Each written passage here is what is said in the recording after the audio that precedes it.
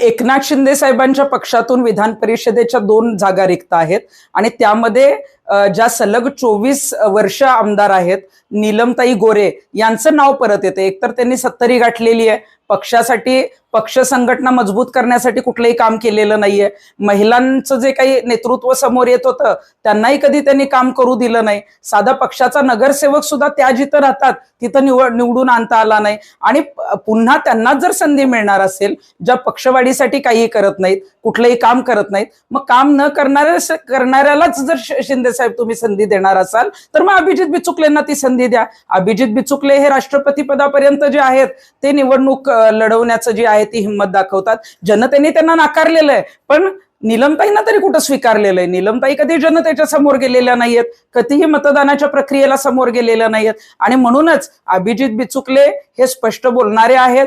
त्यांचे जे आहे ते आपण बघतो की त्यांना भारतामध्ये ते लोकप्रिय आहेत, त्यांना अनेक लोक फॉलो करतात आणि ते हिंदू विचारसरणीचे आहेत। शिंदे साहेब हे साताऱ्याचे आहेत आणि अभिजित बिचुकलेही साताऱ्याचे आहेत, त्यामुळं तुम्ही जर अभिजित बिचुकलेंना संधी दिली तर निश्चितच नीलमताईंपेक्षा राज्यभरात दौरे करून पक्ष संघटना वाढवण्यासाठी जे आहे ते चांगले काम करतील आणि संधीचं सोनं करतील।